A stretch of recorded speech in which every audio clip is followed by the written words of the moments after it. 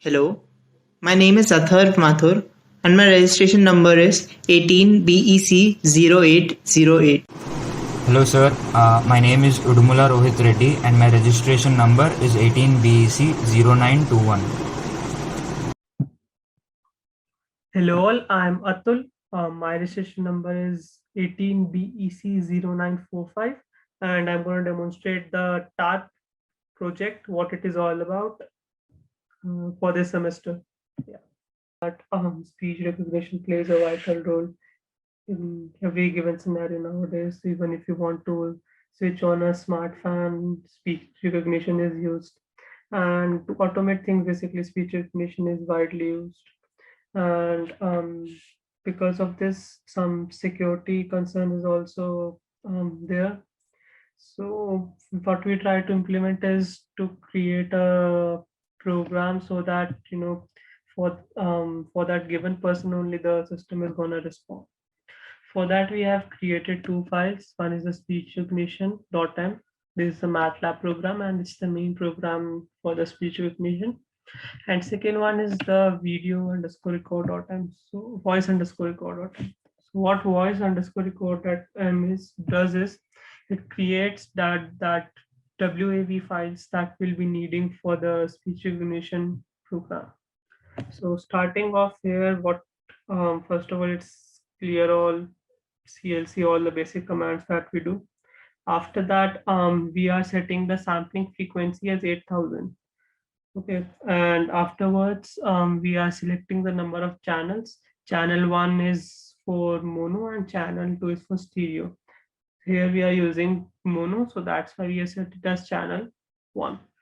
Then the data type, there are different data types present in MATLAB, and for processing purposes, we all have to use uint8. So that's why we have created uint8 over here.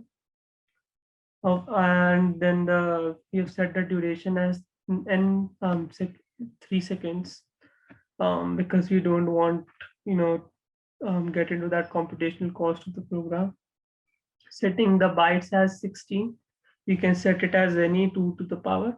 The better the bits, the better the resolution of the audio. So we are starting the recording. For starting the recording, we are using audio recorder function, which is a inbuilt command in MATLAB for DSP toolbox. Then we are passing in the sampling frequency, the bits and the channel that we have chosen. And then we are displaying that start speaking. Then we are recording for n number of seconds, and this is showing end of the recording. Message is being displayed. So then we are storing it in a variable x, which includes a array with the data type as already mentioned above, which is uint in our case.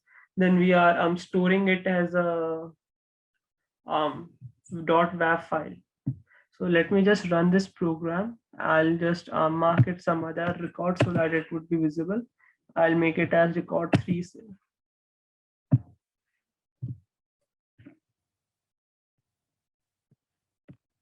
Let me just run the program. That I started speaking. Hello, I'm Atola and this is the project review, end of the recording. So here you can see that record 3 is being displayed over here. So let's just play this video. We'll see what exactly. So this is being sorry, this is the recording. Now coming back to our main program, that is a speech recognition.m.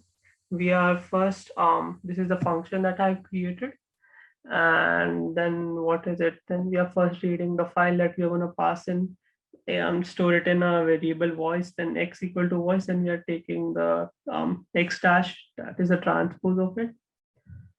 And then we are selecting the records 1, that is the first and all the columns, first and all the columns. Then we are reading the second file, repeating the same thing. Then we are correlation, then we are doing the correlation stuff as mentioned, taking the max of it, and then this is the logic that we are choosing. Similarly, doing for the other wave files, we have basically made some records like 1, 2, 3, 4, 5 over here, and we will be checking with each of the record. That means that there can be 5 different records that options that the person can say, and based on that we can just predict whether it's the authentic person or not. So similarly, we have got 1, 2, 3, 4, 5. We are saying for 1, 2, 3, 4, and 5, right? And doing the correlation and writing up the logic, and this is the if condition. So here we have made 2 sounds as well, allowed and denied. Allow basically says that it's being safe, and denied means that it's not the right voice. Okay, so let me just run it for one of the sample files that we have created. So I'm calling speech recognition. In this, I'm writing the file name. Let's say it's 1.wav. No, it says test that we have created test sample.wav. Yeah, I'm creating the test sample. It's 2. Okay, and we can see that we got some graphs as well here, and the one with the lowest that this thing is the correct graph because it has got the lowest. No, this is the correct graph because it has got the lowest deviation, and the correlation is very high over here. So this is the perfect graph that we got. We can try for any other function for any other value as well. The speech recognition, we say test 1.wav.